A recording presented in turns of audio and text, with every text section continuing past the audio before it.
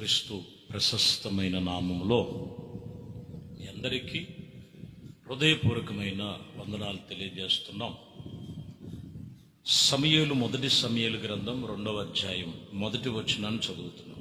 మరియు హన్న విజ్ఞాపన చేసి ఇలాగున, నా హృదయము యెహోవా యందు సంతోషించుచున్నది, యెహోవా యందు నాకు మహాబలము కలగవలెనని రక్షణను బట్టి సంతోషించుచున్నాను.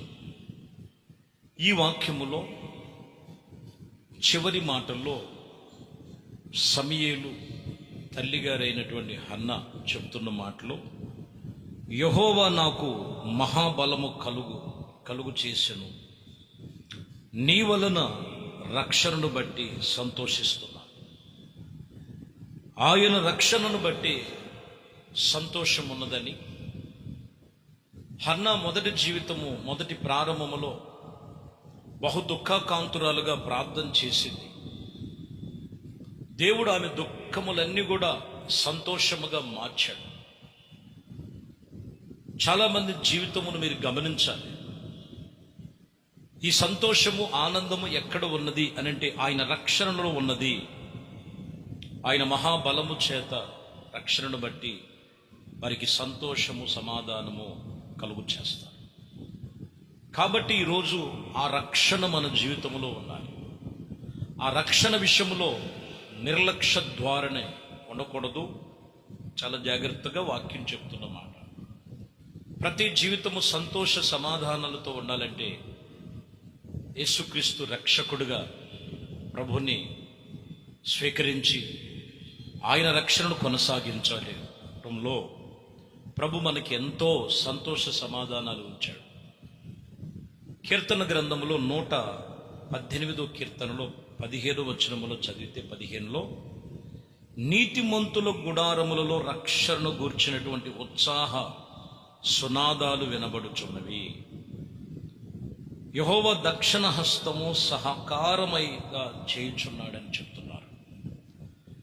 ఎప్పుడైతే ఏ కుటుంబానికి రక్షణ ఉంటుందో నీతిమంతుల గుడారములు రక్షణను గూర్చినటువంటి సునాదాలు వినబడతాయి. ఉత్సాహ సునాదాలు మీరు గమనించాలి. ప్రభు సన్నిధిలో ఆ రక్షణలో ఉన్నది ఉత్సాహ సంతోష సునాదాలు. చాలా మంది కూడా మొదటి ప్రారంభములు బాధల్లో, కష్టములో, శోధనలో ఉన్నప్పుడు ప్రభు వాక్యమును విని మనసు మార్చుకొని రక్షణ పొందుకునేవారు కొందరు.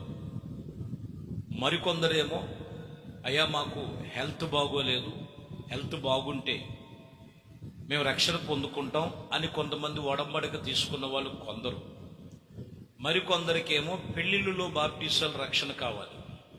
ఈ పెళ్లిళ్ళు అయ్యేంతవరకే ఇలా బాప్టిసాల రక్షణ. చూడండి, బాధలలో కలిగినప్పుడు కాదు, రోగములో ఉన్నప్పుడు కాదు, ఏదో అవసరాలు తప్పని పరిస్థితుల్లో కాదు. ఈ రక్షణ అనేది నీతిమంతులుగా మనం తీర్చబడటం, ఆయన నీతి రక్తము చేత మనం కడగబడి నీతిమంతులుగా తీర్చబడినప్పుడు నీతిమంతుల గుడారములలో రక్షణ గూర్చినటువంటి ఉత్సాహ సంతోష సునాదాలు వినబడతాయి. ఈరోజు ప్రభు సన్నిధిలో కొందరిలో లేదు. అందుకనే కొన్నిసార్లు రక్షణ పొందుకొని వెనకబడిపోతుంటారు.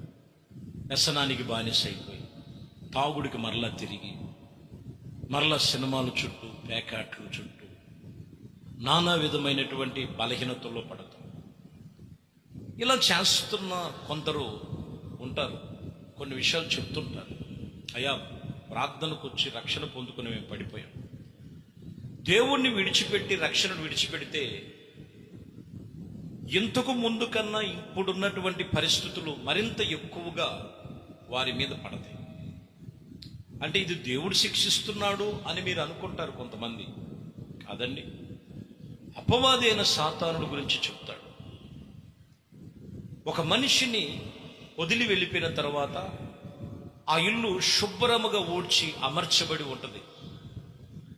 అమర్చబడి శుభ్రముగా ఉన్న ఇంట్లో దేవుడు ఉండాలి. అంటే ఆయన వాక్యం ఉండాలి.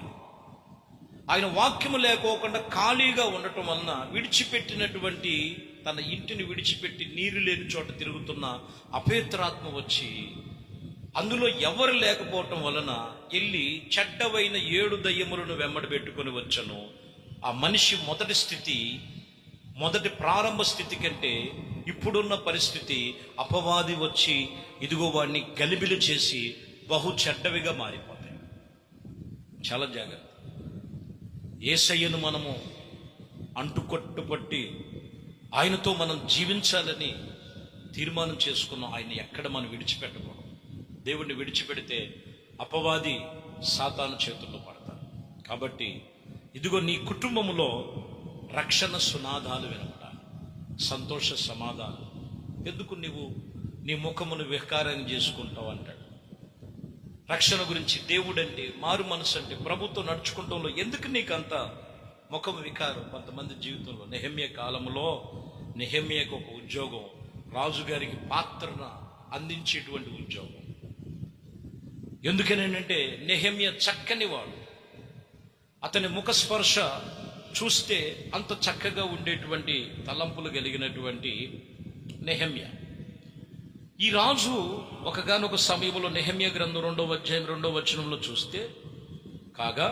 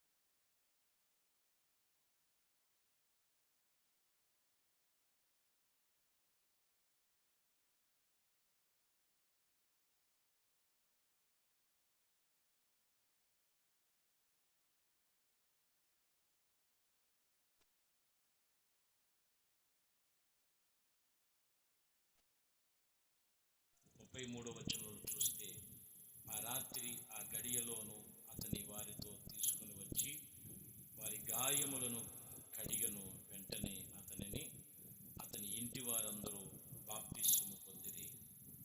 చూడండి, ఎవరినైతే పౌలు శీలను కొట్టారో ఆ చెరసాల నాయకుడు వీళ్ళకున్నటువంటి సత్ప్రవర్తన చూసి, వీళ్ళకున్నటువంటి దేవుని ఆత్మ సంబంధమైన విషయాలను చూసి, వాళ్ళ గాయాలు ఏ చేత్తోనైతే కొట్టారో ఆ గాయాలని కడిగి వాళ్ళు ఏమంటున్నారంటే, అయ్యలారా మేమేం చేయాలి? మారు మనసు పొందాలంటే మేమేం చేయాలి? రక్షణ పొందడానికి సిద్ధపడిపోయారు. వారి గాయాలు కడిగి వెంటనే అతని ఇంటి వారందరూ కూడా బాప్తిసం పొందారు. దేవుని ఇంటి వారు బాప్తిసం పొందారా? దైవజనులు చెప్తున్న మాటలు విని ఇంకా నువ్వు డెలివర్ చేస్తున్నావు. 34లో కూడా చదివితే, మరియు అతడు వారి ఇంటి వారితో ఇదిగో వచ్చి భోజనమును పెట్టి దేవుని యందు విశ్వాసం ఉంచిన వాడు తన ఇంటి వారందరితో కూడా ఆనందించెను రాయబడింది. ఎవరైతే దేవుని యందు విశ్వాసం ఉంచి రక్షణ ఎప్పుడైతే నీ ఇంట్లో ఉంటుందో, ప్రభు చెప్తున్న మాట, నీకు నీ ఇంటికి ఎప్పుడు ఆనందం ఉంటుంది, ఎప్పుడు సంతోష సమాధానాలు ఉంటాయని లేఖనాలు తెలియజేస్తున్నాయి. ప్రియమైన దేవుని బిడ్డలారా, అపోస్తలులోని 11-14 వచనంలో చదివితే, నీవును నీ ఇంటి వారందరూ ఏ మాట వలన రక్షణ పొందెదరో ఆ మాటలను అతడు నాతో చెప్పెను. అతని వాక్యము చెప్తున్నటువంటి విషయంలో ఇక్కడ దేవదూత చూపించినటువంటి చెప్పిన సంగతుల గురించి మాట్లాడుతున్నారు. ఇదిగో ఎవరైతే ఏ మాట అయితే విన్నారో ఆ మాటను బట్టి రక్షణ పొందినట్లుగా రాయబడింది. ఈరోజు రక్షణ పొందటానికి దేవుడు మనకి సమీపముగా ఉన్నారు. రక్షణకర్త అయినటువంటి దేవుడు మనకి సమీపముగా ఉన్నారు. కాబట్టి ప్రియమైన దేవుని బిడ్డలారా, ఈరోజు అంత గొప్ప రక్షణను ఎక్కడ కూడా నిర్లక్ష్యము చేయక ప్రభు సన్నిధిలో లేఖనములు తెలియజేస్తున్నటువంటి మాటల్లో మీరు చాలా జాగ్రత్తగా గమనించి చివరికి ఒక మాట చదువుదాం. కీర్తన గ్రంథములు 20వ అధ్యాయంలో 5వ వచనంలో చదివితే, యెహోవా నీ రక్షణను బట్టి మేము ఉత్సాహము చేయుచున్నామని చెప్తున్నారు. దేవుని నామమును బట్టి జయధ్వజము ఎత్తుతున్నామని ప్రార్థన చేస్తూ యెహోవా మా ప్రతి కార్యములన్నీ సఫలపరచినట్లుగా రాయబడి. కాబట్టి రక్షణను బట్టే నీకు జయ ఉత్సాహం, రక్షణను బట్టే జయధ్వని ఎత్తగలుగుతావు. ఆ రక్షణ నువ్వు నిర్లక్ష్యం చేస్తావు. యేసు ప్రభువాన్ని నమ్మటం అంటే, యేసు ప్రభువాన్ని వెంబడించడం అంటే ఆ రక్షణ ఆనందం ఉండాలి. ఒక రక్షణ పాత్రగా నీవు ఉండాలి.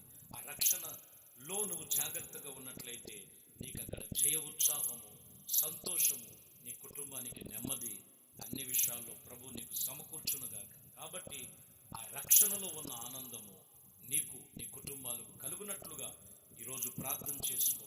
రక్షణ లేకపోతే రక్షణకు సిద్ధపడు.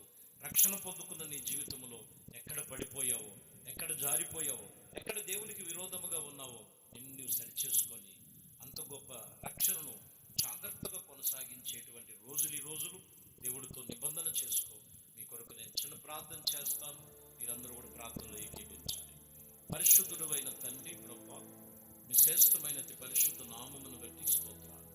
ఇదిగోనైనా మీరు ఇచ్చినటువంటి గొప్ప సమయమును బట్టి రక్షణ ఆనందము, సంతోష సమాధానం మీ సన్నిధిలో ఉంది. నా హృదయం ఎంతో సంతోషముతో ఉన్నది. అన్న మీరు చూపించిన రక్షణను బట్టి, ఆమె జీవితంలో చేసినటువంటి కార్యములను బట్టి ఎంతగానో కృతజ్ఞతాస్తుతులు చెల్లిస్తున్నట్టు ఈరోజు వాక్యముతో మాతో మాట్లాడి రక్షణ పాత్ర చేతపట్టి మీ సన్నిధిలో ప్రార్థించే ప్రతి ఒక్కరు, ఇదిగోనైనా ఏ ఒక్కరూ కూడా ఇంత గొప్ప రక్షణలో జయధ్వజం ఉన్నది, జయ ఉత్సాహం ఉన్నది, ప్రార్థన అంగీకరించి సఫలపరుస్తాం. ప్రతి ప్రార్థనలన్నీ కూడా మీరు విని ప్రతిఫలము దయచేయండి. మహిమ, ఘనత, ప్రభావాలు మీకే పొందుకోవాలి. యేసుక్రీస్తు నామములో ప్రతి ఒక్కరికి రక్షణ దయచేసి ఈ రక్షణ పాత్రలుగా కుటుంబాలలో వారు నివసిస్తున్న నివాస స్థలములో రక్షణానందము కలుగునుగాక. యేసుక్రీస్తు నామములో ప్రార్థించి వేడుకొనుచున్నాం తండ్రి. ఆమేన్.